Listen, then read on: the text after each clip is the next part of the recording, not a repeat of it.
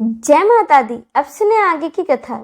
जब जगत गुरु भगवान विष्णु के शरीर से निद्रा देवी निकली, उस समय उनके नेत्र, मुख, नासिका, भुजा, हृदय तथा वक्ष स्थल से निकलकर वे श्रेष्ठ तामसी शक्ति आकाश में स्थित हो गई। तब भगवान विष्णु भी बार बार जम्हाई लेते हुए उठ खड़े हुए। इसके बाद भगवान विष्णु ने भय से कांपते हुए ब्रह्मा जी को देखा। उन महातेजस्वी विष्णु ने मेघ के समान गंभीर वाणी में कहा, हे ब्रह्मा जी, आप तपस्या छोड़कर यहाँ कैसे आ गए? आप इतने चिंतित एवं भयभीत क्यों हो रहे हैं? ब्रह्मा जी बोले, हे देव, आपके कानों के मैल से 2 दानव पैदा हो गए हैं जो महाभयंकर एवं महाबली हैं, जिनका नाम मधु और कैटभ है। उन्हीं दोनों के भय से मैं आपके पास आया हूँ। हे जगतपति, हे वासुदेव, आप मेरी रक्षा कीजिए। विष्णु जी बोले, ब्रह्मा जी, अब आप निर्भय हो जाइए, क्योंकि उनकी मृत्यु अब निकट है, इसीलिए वे यहाँ युद्ध करने के लिए आए हैं और अब मैं उन दोनों दैत्यों का वध करूंगा। सूत जी बोले, इस प्रकार भगवान विष्णु ब्रह्मा जी से कह ही रहे थे कि इतने में ही वे दोनों मतवाले महाबली दैत्य ब्रह्मा जी को ढूंढते हुए वहां आ गए। हे श्रेष्ठ मुनियों, वे दैत्य उस महासागर के जल में बिना किसी अवलंब के निश्चिंत होकर खड़े थे। उन अहंकारी राक्षसों ने ब्रह्मा जी से कहा, तुम भागकर इनके पास क्यों आए हो? इनके देखते ही देखते हम तुम्हें मार डालेंगे। इसके बाद शेष सैया पर सोने वाले इस पुरुष को भी हम मार डालेंगे।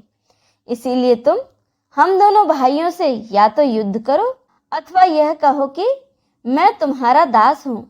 सूत जी बोले, उन दैत्यों का वचन सुनकर भगवान विष्णु ने कहा, अरे दानवों, तुम दोनों मेरे साथ युद्ध करो, मैं तुम दोनों दैत्यों का घमंड चूर चूर कर डालूंगा। हे महाभागों, तुम दोनों की लड़ने की इच्छा है और अपने आप को महायोद्धा समझ रहे हो तो आ जाओ। सूत जी बोले, भगवान का यह वचन सुनते ही उन दैत्यों के नेत्र क्रोध से लाल हो गए और जल में खड़े निराधार वे दोनों भयंकर दानव युद्ध करने के लिए तैयार हो गए।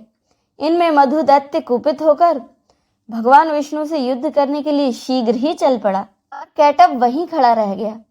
2 मतवाले वीरों के समान मधु और भगवान विष्णु में बाहु युद्ध होने लगा। जब मधु थक गया तब कैटभ उनसे लड़ने लगा। इस प्रकार क्रमश कुपित और अपने मद में चूर दोनों दैत्य परम प्रतापी भगवान विष्णु के साथ बारी बारी से बाहु युद्ध करते रहे। उस समय वहां उस युद्ध के दृष्टा ब्रह्मा जी और आकाश में स्थित आदि शक्ति देवी थी। बहुत दिनों तक युद्ध करते करते भी वे दैत्य नहीं थके। तब भगवान विष्णु को ग्लानि होने लगी। इस प्रकार जब युद्ध करते हुए 5000 साल बीत गए, तब भगवान विष्णु उन दैत्यों की मृत्यु का उपाय सोचने लगे। उनके विचार में आया कि मैंने 5000 वर्ष तक इनके साथ युद्ध किया है, किंतु ये भयानक दानव थक नहीं रहे हैं और मैं थक गया। यह तो बड़े आश्चर्य की बात है। मेरा वह पराक्रम और बल कहाँ चला गया? ये दोनों मुझसे लड़ते हुए भी स्वस्थ हैं। इसका कारण क्या है?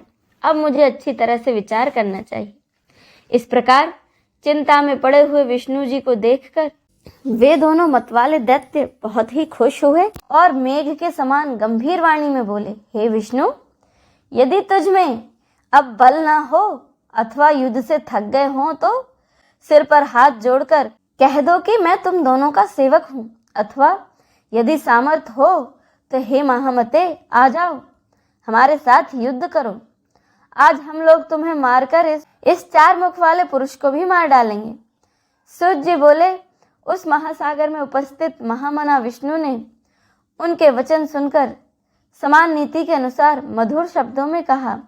भगवान विष्णु बोले, यह सनातन धर्म है कि थके हुए, डरे हुए, शस्त्र त्यागे हुए, गिरे हुए तथा बालक पर वीर लोग प्रहार नहीं करते।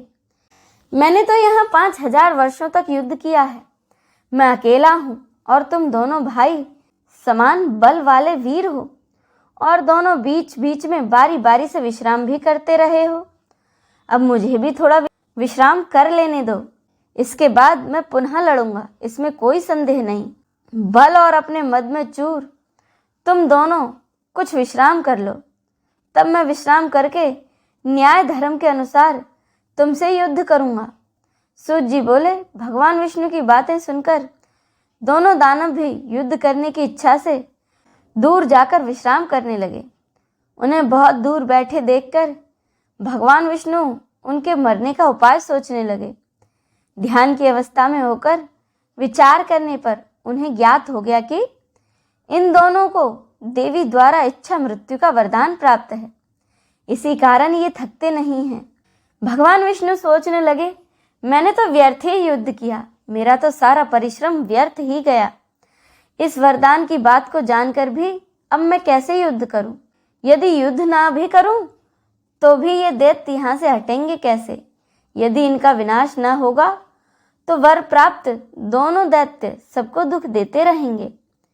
देवी ने जो वरदान इन्हें दिया है वह भी अत्यंत कठिन है। अत्यंत दुखी, रोगी और दीनहीन प्राणी भी स्वेच्छा से कभी मरना नहीं चाहता, तब भला ये दोनों मतवाले दैत्य क्यों मरना चाहेंगे? अतएव अब मैं सब चिंता छोड़कर उन आदि शक्ति भगवती विद्या देवी की शरण में जाऊं, जो सबकी मनोकामनाएं सिद्ध करने वाली हैं, क्योंकि उनके बिना प्रसन्न हुए कोई कामनाएं पूरी नहीं होती। ऐसा मन में विचार करते ही भगवान विष्णु ने आकाश में स्थित परम सुंदर रूप वाली योग निद्रा भगवती शिवा को देखा। उन्हें देखते ही योगेश्वर भगवान विष्णु उन दोनों दैत्यों के विनाश के लिए हाथ जोड़कर वरदायिनी भगवती भुवनेश्वरी की स्तुति करने लगे। भगवान विष्णु कहने लगे, हे देवी, हे महामाये, हे सृष्टि संहार कारिणी, हे आदि अंत रहित, हे चंडी, हे मुक्ति भुक्ति प्रदायिनी, आपको मेरा नमस्कार है। हे देवी, मैं आपके सगुण तथा निर्गुण रूपों को नहीं जानता, फिर आपके जो असंख्य अद्भुत चरित्र हैं उन्हें कैसे जान पाऊंगा? मैंने आपके अत्यंत दुर्घट प्रभाव को आज जाना है, जबकि मैं आपके द्वारा प्रेरित योग निद्रा में विलीन होकर अचेत हो गया था। ब्रह्मा जी ने मुझे बड़े यत्न से बार बार जगाया था, किंतु मैं अपनी 6 इंद्रियों के वशीभूत होने के कारण जाग न सका। हे अंबिके, उस समय मैं आपके प्रभाव से अचेत हो गया था। जब आपने अपना वह प्रभाव हटा लिया तब मैं जगा और मैंने उन दानवों के साथ अनेक प्रकार से युद्ध किया। उस युद्ध में मैं तो थक गया, किंतु वे नहीं थके, क्योंकि उन्हें आपका वरदान प्राप्त था। जब वे दानव ब्रह्मा जी को मारने के लिए दौड़े तब मैंने भी युद्ध के लिए उनका आह्वान किया है। तो उस समय मैंने उनके साथ महासागर में घोर युद्ध किया। बाद में मुझे ज्ञात हुआ कि आपने उन्हें इच्छा मृत्यु का वरदान दिया है। यह जानकर आज मैं शरणदायिनी आपकी शरण में आया हूँ। अतएव हे माता, अब आप मेरी सहायता करें, क्योंकि मैं युद्ध करते करते बहुत ही थक गया हूँ। हे देवताओं की पीड़ा हरने वाली, आपके वरदानों से दोनों दानव अपने मद में चूर हैं। वे दोनों पापी दैत्य मुझे मार डालना चाहते हैं। अब मैं क्या करूं? उन जगन्नाथ सनातन वासुदेव विष्णु जी के ऐसे कहने पर मुस्कुराते हुई देवी ने उनसे कहा, हे देव देव, हे हरे, हे विष्णु, आप पुनः उनसे युद्ध कीजिए। इन दोनों वीरों को छल पूर्वक मोहित करके ही मारा जा सकता है। मैं अपनी वक्र दृष्टि से उन्हें मोहित कर दूंगी। हे नारायण, अपनी माया से जब मैं इन्हें मोहित कर दूंगी तब आप शीघ्र ही इन दोनों का वध कर डालिएगा। सूत जी बोले, देवी के प्रीति रस से पूर्ण वचनों को सुनकर भगवान विष्णु उस सागर में युद्ध स्थल में आकर खड़े हो गए। तब भगवान विष्णु को आते देख वे दोनों महाबली भी वहां आ गए। भगवान विष्णु को अपने सामने खड़ा देखकर वे बड़े प्रसन्न हुए और कहने लगे, हे महाकाम, हे चतुर्भुज, ठहरो ठहरो। हार और जीत को प्रारब्ध के अधीन समझकर अब तुम हमारे साथ युद्ध करो। बलवान व्यक्ति विजय प्राप्त करता है, किंतु कभी कभी भाग्यवश दुर्बल व्यक्ति भी जीत जाता है। आप जैसे महापुरुष को जय या पराजय में हर्ष या शोक नहीं करना चाहिए। आपने दानव शत्रु होकर पूर्व काल में बहुत से दैत्यों को अनेक बार हराया है, किंतु हम दोनों के साथ लड़ते हुए आप पराजित हो गए हैं। सूत जी बोले, ऐसा कहकर वे दोनों महाबली दैत्य युद्ध के लिए तत्पर हो गए।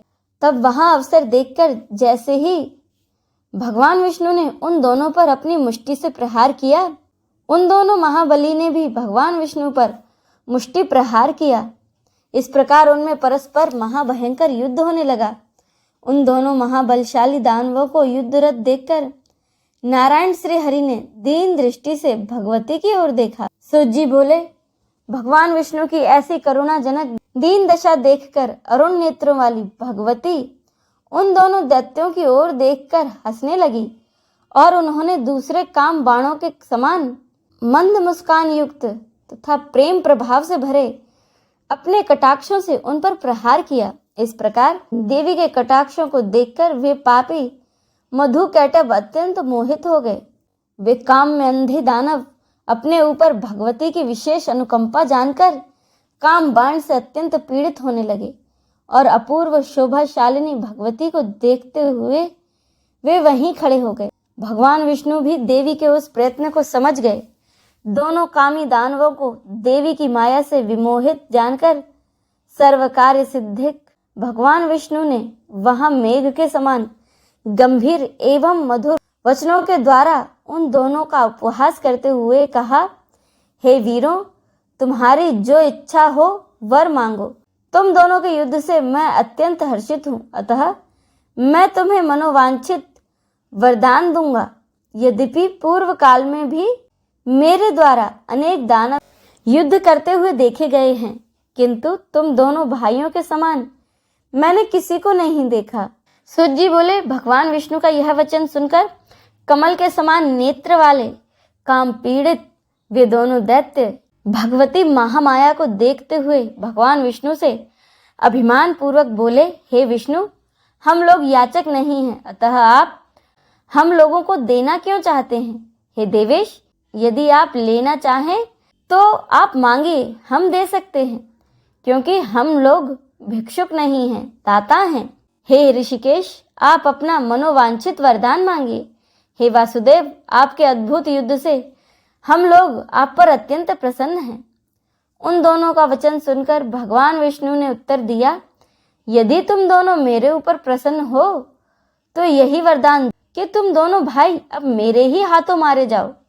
विष्णु जी का वचन सुनकर दोनों भाई चकित हो गए और अपने को उनके द्वारा ठगा हुआ समझकर शोक से चिंतित हो गए। कुछ देर बाद मन में विचार कर संपूर्ण भूमि को स्थल रहित तथा वहां सर्वत्र जल ही जल देखकर उन्होंने विष्णु जी से कहा, हे जनार्दन विष्णु, आपने हम लोगों को पहले जो वरदान देने को कहा था, यदि आप सत्यवादी हैं तो पहले आप उस वरदान को हमें दीजिए। हे मधुसूदन, आप हमें किसी निर्जल प्रदेश की भूमि पर मारिए, तभी हम आपसे मारे जा सकेंगे, अन्यथा नहीं। अतः हे माधव, अब आप सत्यवादी बनिए। तब भगवान विष्णु ने अपने सुदर्शन चक्र का स्मरण करके उन दानवों से हंसते हुए कहा, हे महाभागों, निर्जल तथा भूमि पर मैं आज तुम दोनों को मारूंगा। ऐसा कहकर देवताओं के आराध्य भगवान विष्णु ने अपनी दोनों जांघों को सुविस्तृत करके जल के ऊपर ही उन दोनों को स्थल दिखा दिया और उनसे कहा, देखो, यहाँ जल नहीं है, पृथ्वी है, अतः यहीं पर तुम दोनों अपना सिर रखो। ऐसा करने से ही आज हम और तुम दोनों सत्यवादी सिद्ध होंगे। उस समय भगवान विष्णु का तथ्यपूर्ण वचन सुनकर तथा अपने मन में विचार करके उन दैत्यों ने अपना शरीर बढ़ाकर हजारों योजन लंबा चौड़ा कर लिया। तब भगवान विष्णु ने अपनी दोनों जांघों को बढ़ाकर उससे भी बड़ा कर दिया। यह देखकर वे दोनों दैत्य बड़े विस्मय में पड़ गए। उन्होंने अपने अपने मस्तक उस अत्यंत अद्भुत जंघे पर रख दिए। उसी समय प्रतापी भगवान विष्णु ने अपने सुदर्शन चक्र से जंघे पर स्थित उनके विशाल सिर को वेग पूर्वक धड़ से अलग कर दिया। जब वे दोनों दैत्य मधु और कैटभ मारे गए, तब उन्हीं की मेद यानी कि चर्बी से संपूर्ण सागर पट गया। हे मुनीश्वरों, तभी से इस पृथ्वी का नाम मेदिनी पड़ गया है। इसीलिए मृतिका भी अभक्ष्य मानी जाने लगी। आप लोगों ने जो प्रश्न किया था उसका ठीक ठीक उत्तर मैंने दे दिया है।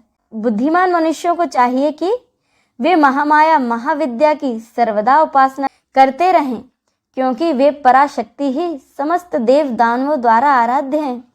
उनसे बढ़कर कोई दूसरा देवता तीन लोकों में नहीं है।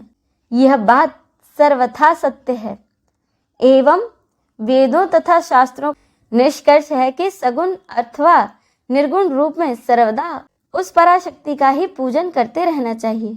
अब इससे आगे की कथा का रसपान हम अगले अध्याय में करेंगे। जय माता दी।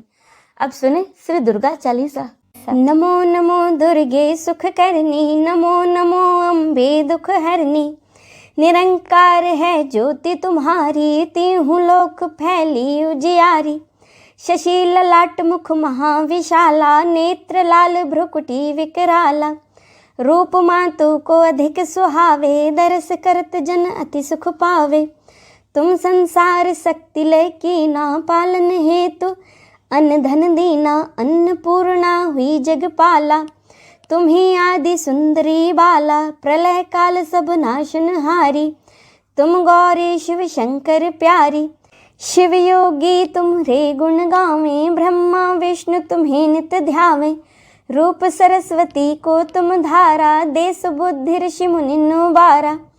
धरियो रूप नरसिंह को अम्बा, प्रकट भई फाड़ कर खम्बा। रक्षा करी प्रहलाद बचायो, हिरणाक्ष को स्वर्ग पठायो। लक्ष्मी रूप धरो जग माही, श्री नारायण अंग समाही। सिर सिंधु में करत विलासा, दया सिंधु दीजे मन आसा।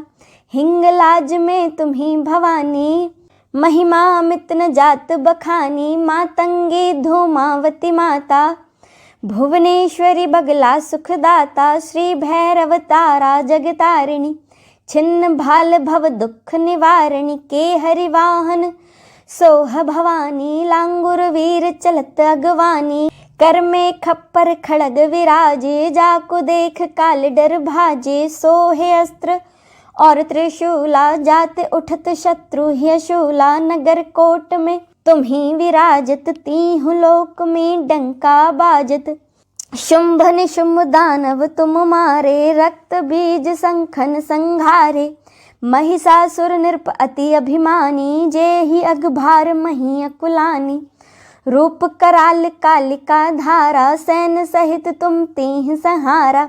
परि गाढ़ संतन पर जब जब, भई सहाय मात तुम तब तब। अमरपुरी और बासब लोका, तब महिमा सब रहे अशोका। ज्वाला में है ज्योति तुम्हारी, तुम्हें सदा पूजे नर नारी। प्रेम भक्ति से जो जस गावे, दुख दारिद्र निकट नहीं आवे। ध्यावे जो नर मन लाई, जन्म मरण ताको छूट जाई। जोगी सुर मुनि कहत पुकारी, योग न हो बिन शक्ति तुम्हारी। शंकराचार्य तप कीनो, काम और क्रोध जीत सब लीनो। निश दिन ध्यान धरो शंकर को, काहू काल नहीं सुमिरो तुमको। शक्ति रूप को मरम न पायो, शक्ति गई तब मन पछतायो। शरणागत हुई कीर्ति बखानी, जय जय जय जय जगदम्ब भवानी। भई प्रसन्न आदि जगदम्बा, दई शक्ति नहीं कीन विलंबा। मोको मातु कष्ट अति घेरो, तुम बिन कौन हरे दुख मेरो। आशा तृष्णा निपट सतावे, रिपु मूरख मोहि अति डर पावे। शत्रुनाश कीजे महारानी, सुमिरो एक चित तुम्हें भवानी। करो कृपा हे मातु दयाला, रिद्धि सिद्धि दे करहु निहाला। जब लगी जीऊं दया फल पाऊं, तुम्हरो यश मैं सदा सुनाऊं। दुर्गा चालीसा जो गावे, सब सुख भोग परम पद पावे। देवी दास शरण निज जानी, करहु कृपा जगदम्ब भवानी। शरणागत रक्षा करे भक्त रहे निशंक, मैं आया तेरी शरण मातु लीजिए अंक। जय माता दी। आइए अब हम सब मिलकर माता रानी की आरती करें। ओम जय अम्बे गौरी, मैया जय श्यामा गौरी। तुमको निश दिन ध्यावत, मैया जी को निश दिन ध्यावत। हरि ब्रह्मा शिवरी, ओम जय अम्बे गौरी। मांग सिंदूर विराजत, टीको मृग मद को। मैया टीको मृग मद को। उज्ज्वल से दो नैना, उज्ज्वल से दो नैना। चंद्र बदननी को, ओम जय अम्बे गौरी। कनक समान कलेवर, रक्त रक्तांबर राजे, मैया रक्तांबर राजे। रक्त पुष्प गलमाला कंठन पर साजे, ओम जय अम्बे गौरी। के हरिवाहन राजत खड़ग खपर धारी, मैया खड़ग खपर धारी। सुर नर मुनि जन सेवत, सुर नर मुनि जन सेवत, तिनके दुख हारी। ओम जय अम्बे गौरी। कानन कुंडल शोभित नासाग्रे मोती, मैया नासाग्रे मोती। कोटिक चंद्र दिवाकर, कोटिक चंद्र दिवाकर, राजत सम ज्योति। ओम जय अम्बे गौरी। शुंभ निशुंभ विडारे महिषासुर घाती, मैया महिषासुर घाती। धूम्र विलोचन नैना, धूम्र विलोचन नैना, निषदिन मदमाती। ओम जय अम्बे गौरी। 64 योगिनी गावत नृत्य करत भैरो, मैया नृत्य करत भैरो। बाजत ताल मृदंगा, बाजत ताल मृदंगा, और बाजत डमरू। ओम जय अम्बे गौरी। भुजा चारत शोभित खड़ग खपर धारी, मैया खड़ग खपर धारी। मन वांछित फल पावत, मन वांछित फल पावत, सेवत नर नारी। ओम जय अम्बे गौरी। कंचन थाल विराजत अगर कपूर बाती, मैया अगर कपूर बाती। श्रीमाल के तुम राजत, श्रीमाल के तुम राजत, कोटि रतन ज्योति। ओम जय अम्बे गौरी। श्री अम्बे जी की आरती जो कोई नर गावे, मैया जो कोई नर गावे। कहत शिवानंद स्वामी, कहत शिवानंद स्वामी, सुख संपत्ति पावे। ओम जय अम्बे गौरी। ओम जय अम्बे गौरी। मैया जय श्यामा गौरी। तुमको निस दिन ध्यावत, मैया जी को निस दिन ध्यावत, हरि ब्रह्मा शिवरी। ओम जय अम्बे गौरी। ओम जय अम्बे गौरी।